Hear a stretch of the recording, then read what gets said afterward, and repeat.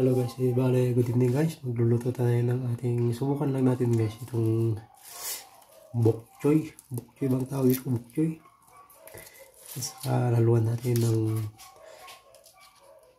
king kong man. King kong man ba ito? Okay. Tapos yung, bale gisa lang natin guys.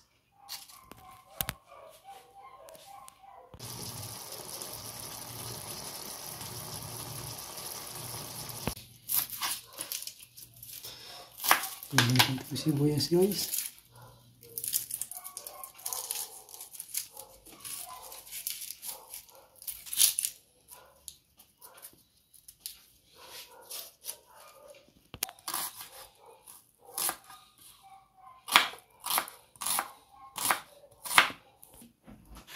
Okay.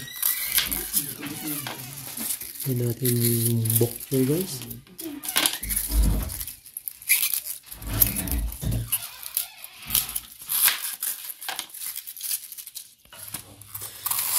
Ayan guys, ito guys, wala itong pan guys, kahit igisa lang guys, masustansya ito guys.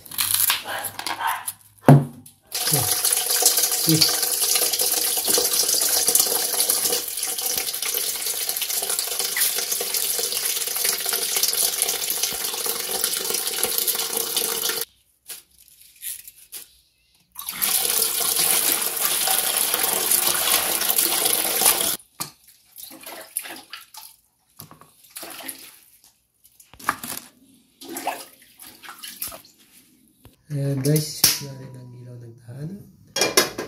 Okay, let's put the pan guys. And then, hintayin natin uminit guys. Diba uminit guys kasi tumigas yung ating mantika guys. Lugin ko muna guys. Okay, lagyan natin ng mantika guys. Ayan, walang lalabas. Let's put the oil guys. Kaunti lang guys. And then next, put the sibuyas. Siya nga pala guys, pag ako'y nagigisa hindi ako naglalagay ng bawang guys. Kasi ayaw ko guys, depende sa inyo guys kung gusto nyo ng bawang. Pero ako hindi ako mahilig magbawang guys. Kasi dati akong aswang, joke lang. Ayan guys. Okay.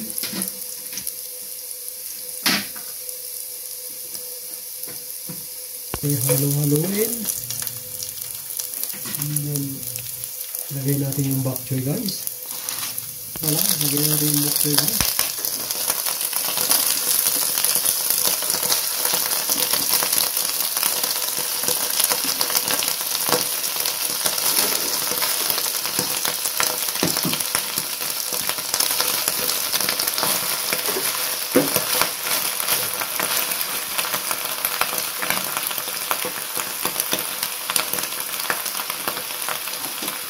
At saka lagyan na rin ng wow magic sarap guys. Magic sarap, wow naman. Magic sarap guys. Okay, nilagyan na ito lang guys.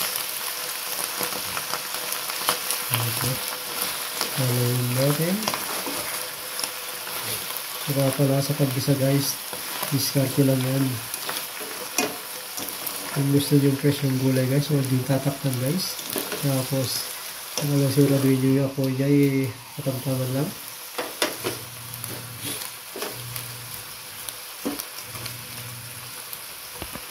Tapos let's put the oyster sauce guys.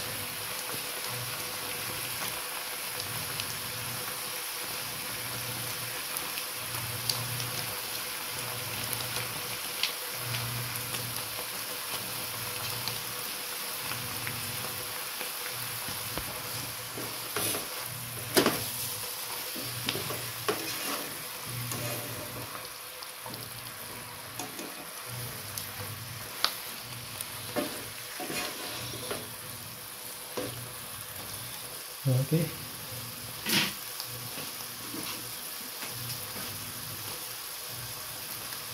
Add a little water guys. Okay. Halo-halo guys. Okay, hindi tayo ng mga 5 minutes guys. Luto na to guys. Kaya 4 minutes. Okay guys. Ayan guys, ito na yung naluto natin bok choy guys. Ready to serve na guys. Oops.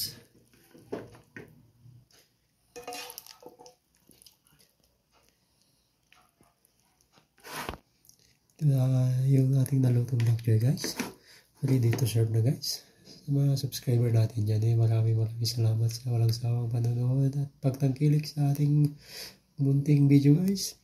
Paano guys, sa susunod na ating video guys. Maraming salamat.